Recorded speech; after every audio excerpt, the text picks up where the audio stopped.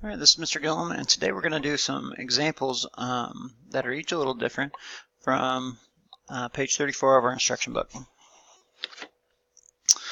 The first example says that a hose fills an 18-gallon tub in 3 minutes. How long will it take to fill a 45-gallon tub? So there's a lot of ways we can do this, and I'm going to kind of show you a couple different ways. The first way that I would do it, I always like to try to use the unit rate. I know that 18 gallons will take 3 minutes. So I know that the unit rate would be 6 gallons in 1 minute. It asks about how to fill a 45-gallon tub.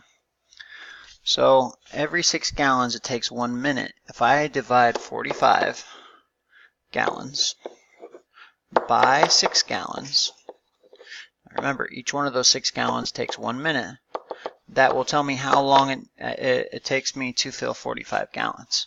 So I need to figure out what is 45 divided by 6. I know 6 goes into 45 7 times, minus 42. And 5, so 7.5. So my prediction is that 7.5 minutes, or we could say 7 minutes 30 seconds would be more appropriate, is how long it will take a hose that's filling an 18-gallon tub in 3 minutes to fill a 45-gallon tub. Now that may be one of the more confusing ways to solve it, or that may make perfect sense to you. But I want to have several options on how we can solve this problem. So another way that we could solve it would be if we started with our table. We started with the given information in our table. We'll put the gallons on top, the minutes on the bottom, and we can do 18 and 3. I want to know about 45 gallons. So one thing that I could do is I could come up with the values 9, or I could, well, really I would probably use the unit rate, to be honest with you. I would divide both by 3, and I would say 6 to 1. I would find that value right away. And so I would probably continue to make my chart. 3, 4, 24, and until I figured out, okay, well, it's going to be a while till I get where I want to be. So 5, 6, 7, 8. Let's go all the way up to 8. I'm going to erase part of this, but don't erase it on your paper, please.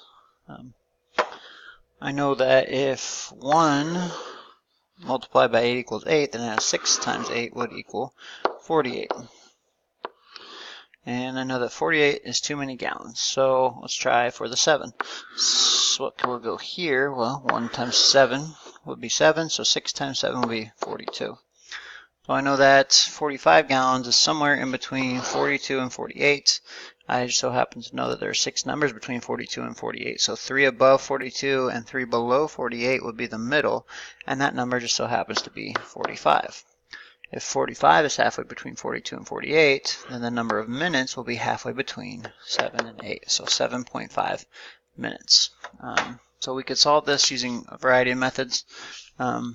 This explains a little bit about how to use the unit rate to solve the problem, and you can see that we did the same thing over here, and we got the same solution as well. 7.5 minutes, or 7 minutes and 30 seconds. The next problem says that a store sells 4 ears of sweet corn for $1. How much will 9 ears cost? And it says to show your work. So again, let's start with finding the unit rate. It's going to be a tricky one. I like dollars, and I like the number 4 because I know there are 4 quarters in a dollar. So that's something that I noticed right away. So if I compared ears to money, 4 ears for every $1, I would actually probably compare them the other way around. I would probably say $1 to every 4 ears, because I really want to know how many ears 9 would cost. If I divide both by 4, I know when I think about this problem, I know that $1 divided into 4 parts would equal 4 quarters, or 25 cents each. So I can do a little long division here for you. 4 doesn't go into 1, so I can put my decimal in there. 4 goes into 10 twice, and into 20 5 times. So 25 cents is really 0.25 or 25 cents for every 1 year. So that's the information that I would use probably to solve this without drawing a double number line. If I know that 1 year costs 25 cents, I know that I want 9 years total. So if I take 0.25 times 9, I'll get 225. I should probably show my work. So 9 times 5 is 45. Carry the 4. 9 times 2 is 18, plus 4 is 22. And I have 2 decimal places right there. So I know that 9 years would cost $2.25. Now, you may not know as well as me that when I divide a dollar into 4 pieces that it equals quarters, even though 1/4 is also often referred to as quarter, 1/4. So if you did not like that method, you could also draw like a picture. So I'm going to say, let's do years on top and cost on the bottom, and we could put our normal given information here, 4 for $1. Now our table is going to be less effective for this time, because if I double that, then I have 8 years for $2, and if I double that again, no, if I continue my pattern here, 12 would be $3. But in this case, 9 is not halfway in between 8 and 12. It's actually closer to 8. So if I know that the difference in between 8 and 12, there's 4, a whole number of 4, and 1 above 8 is 9 of the 4 pieces. So I still need to know what 1/4 is. I could continue to go down, down, down, down, and solve like that, which I think is probably going to be a better method this time, because 9 is not actually halfway in between 8 and 12. It's not going to be as obvious when we're using a table. So what if I divided 4 and $1 by 2? That would be 2 and 50 cents, and I could divide that by 2 again, 1 and 1/4. So now that I have more information, I can say, okay, well, 1 plus 8 equals 9, and that's the 9 years we're talking about. So 1 plus, or 1/4 plus $2 would equal $2.25. So I know that it would cost $2.25 for 9 ears of corn. Okay. It says the male elephant at the city zoo weighs 8,000 pounds, which is the same as 4 tons. The female elephant weighs 7,000 pounds. How many tons does she weigh? Show your work. So let's go ahead and start with we'll try unit rate again. I know that 8,000 pounds being compared to 4 tons. If I want to talk about how many pounds is in 1 ton, I could divide by 4. We call that the unit rate. We call that the related rate, but we will see the unit rate from the related rate. So 2,000 pounds for every 1 ton. Okay. I need to know how much a female elephant weighs if she weighs 7,000 pounds. If that's the case, then I need to know how many 2,000s fit into 7,000. And just remembering that every 2,000 that fits in, that counts as 1 ton, because it wants to know how many tons that she weighs. Okay, so every 2,000 pounds is 1 ton. So I could just count on my fingers, honestly. I could say 2,000, 4,000, 6,000, 8,000. 8,000 is too big, 6,000 is too small, halfway in between the 7,000, so I would know 3.5. If I didn't know that very well, I could divide 7 by 2 and ignore the zeros, or I could do 7,000 and 2,000. It would be the same outcome. So 3, bring down the 0, 5, 3.5, and that's kind of what we just talked about, 3.5 tons.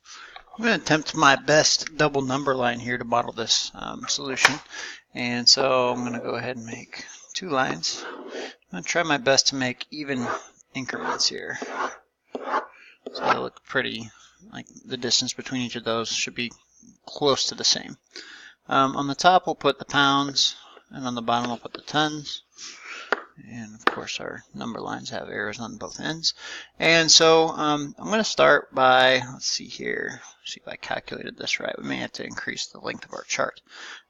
Let's go ahead and start with the given information, 8,000, and let's see here, and 4. 0, 1, 2, 3, Okay, so I'm going to put it right here. And I'm going to go ahead and try to fill in some of the rest of my double number line here. So if I wanted to find the unit rate, I could divide by 4. We've already talked about that. That would be 2,000. And so I could double that to get 4,002. Or I could add 1 plus 2 to get 3. 2,000 plus 4,000 would be 6,000. But the value that I'm looking for is actually 7,000 pounds. So I know that 7,000 is exactly halfway between 6,000 and 8,000. So I know that the number of tons would be exactly between 3 and 4. That tells me 3.5 tons. And so hopefully that is the solution, 3.5 tons. The final problem says that Victor needs 30 feet of rope. The rope he wants to buy is sold in a yard. He knows that there are 3 feet in 1 yard. How many yards should he buy? So if I just solve the problem before I talk about Natalia down there, I would say this. I would say we know that there's 3 feet in 1 yard. That's the unit rate. I need to know how many yards he should buy if he has 30 feet of rope. So this problem to me would make sense just to notice the pattern with my unit rate and multiply it by 10. 3 times 10 would be 30, so 1 times 10 would be 10 yards. That's what I would do, and I would know that the answer is 10 right away. Natalia chose D as the correct answer. How did she get that answer? There's a lot of ways that she could get that answer. I see the numbers 30 and 3 in the problem. Maybe she multiplied there. That's what I would guess that she did. Let's take a look at what the book thinks that she may have done incorrectly. It says that she multiplied 30 feet by 3 instead of dividing. So that's one thing that we could have done. Right there, we chose answer A. She multiplied 30 by 3 instead of dividing. So it looks like they used the unit rate a little differently than what I thought. We needed 30 feet, and we had 3 feet, and that is equal to 1 yard. So if I can figure out how many 3's go into 30, I would know how many yards would be necessary. So 30 divided by 3 would be 10. So that would be 10 yards for the 30 feet. So she probably just multiplied instead of dividing.